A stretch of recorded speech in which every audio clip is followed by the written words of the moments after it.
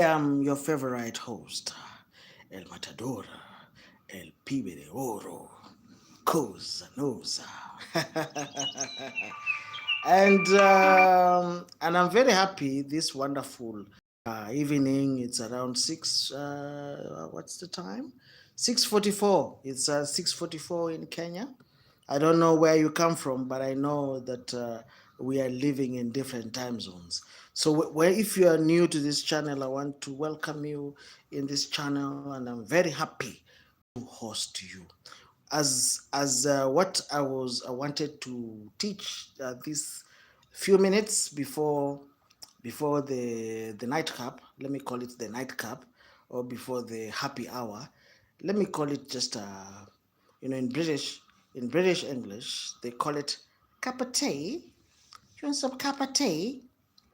A copper? You want some copper? A copper is a cup of tea. Let's call it night copper. Okay. We'll meet again. Of course, we'll meet again later on, and we'll still continue reading. And but that time is just 1 hour, and you're always in a hurry. You want to go and sleep. You want to do a lot of things. But, ladies and gentlemen, I want us to do things while we're still energetic. Is that a good idea? You do things when you're energetic. You do things when you're psyched up. Yeah, you do things when you're psyched up, and you do things when you have the the capability. Are we together? I was told that everybody has capability, but not everybody has capacity.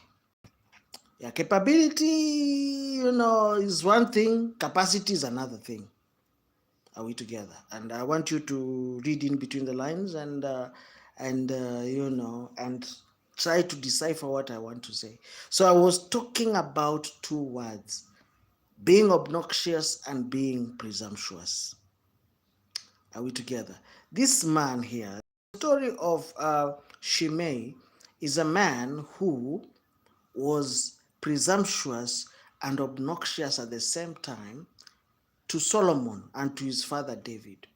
When David, when there was a problem with Absalom, and David had to go to Bahurim in Mahanaim, this man took advantage because he was related to King Saul. He called David a murderer. He abused him on the road. He was hurling stones, But David kept his peace. David kept his peace. But before he died, he gave specific instructions concerning this man called Shimei. Are we together? He gave specific instructions. This is how you're going to deal with this man. Make sure this man, you deal with him A, B, C, and D. So Solomon, being a wise man, he said, okay, I'm not gonna hurt him. I'm not gonna hurt him. No, but I'll give him a test. So he gave him a test. Say, build yourself a home in Jerusalem and stay there and do not go elsewhere. Just stay in the. If you stay in Jerusalem, we are good with you. But if you go elsewhere, you're gonna die. So for him, his freedom of movement was limited. You can stay here, it's okay. As long as you don't go elsewhere. So you want to stay here. If you stay there, it's okay. As long as you don't go anywhere. But this man, something happened, and 3 years later, 2 of his slaves ran to Achish, the son of Makkah, king of Gath.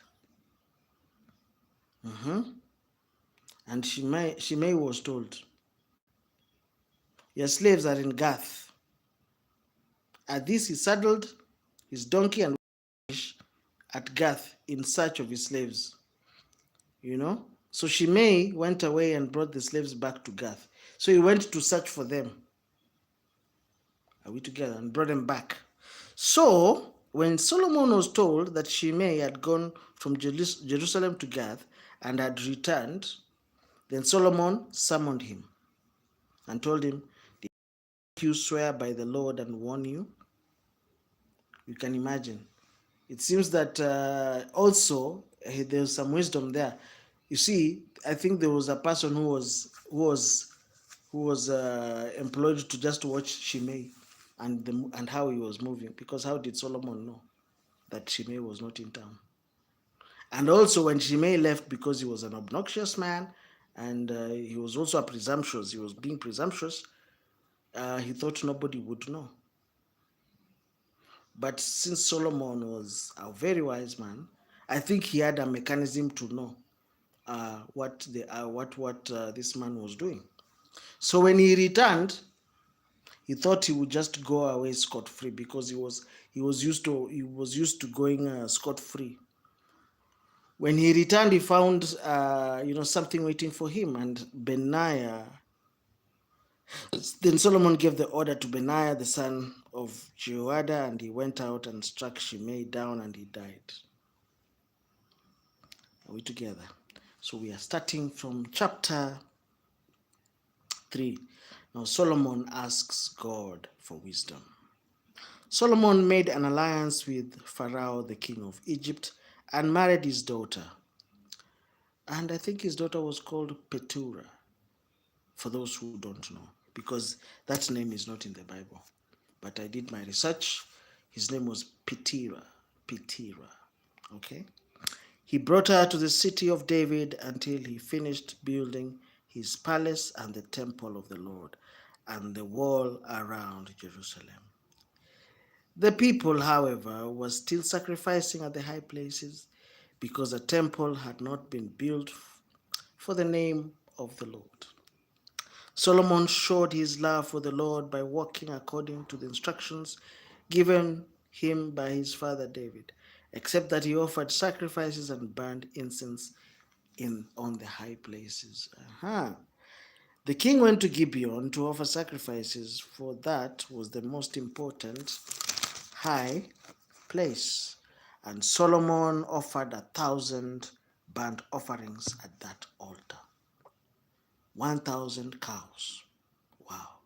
1,000 burnt offerings. Can you imagine? 1,000 burnt offerings. Until God came.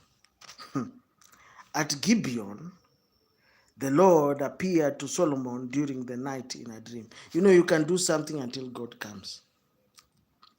Are we together? You can do something until God shows up in your life.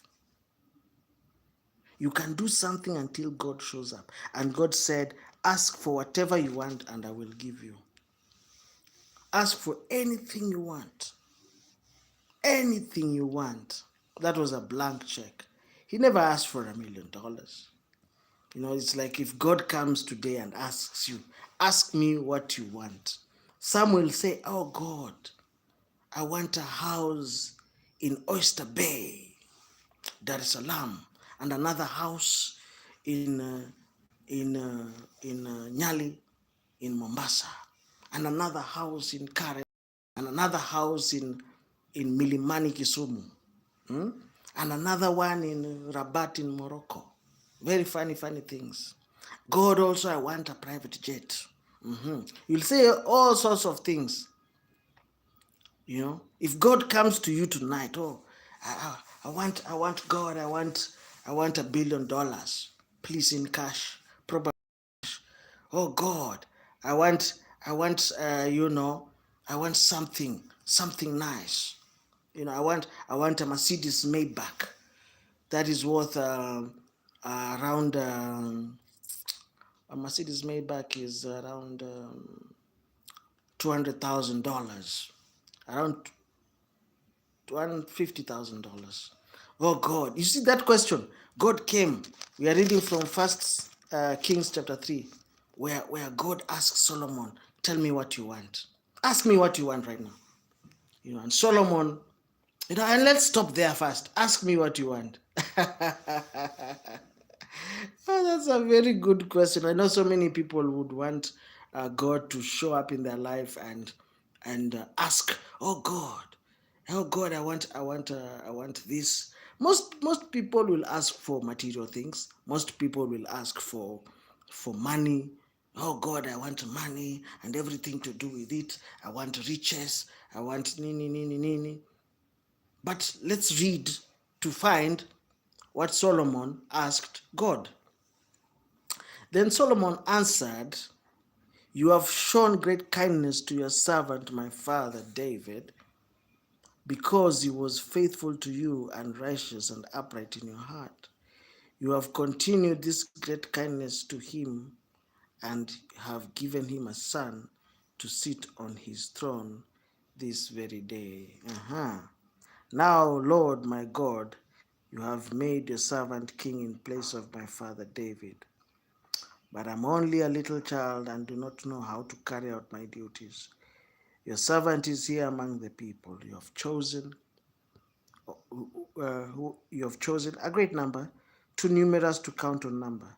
So give your servant a discerning heart to govern your people and to do this and to distinguish between right and wrong."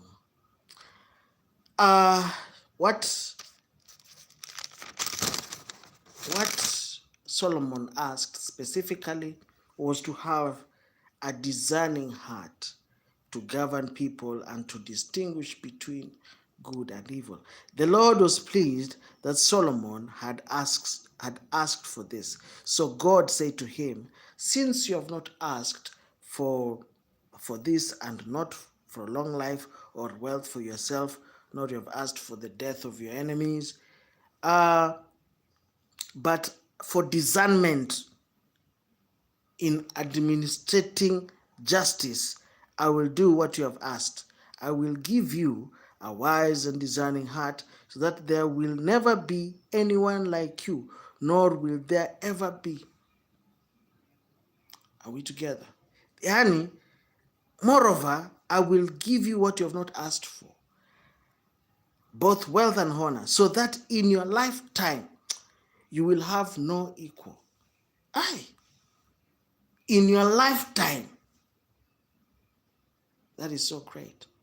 And God told him, amongst the kings, in your lifetime, there will not be anyone like you. Oh, this is so good. This is so good.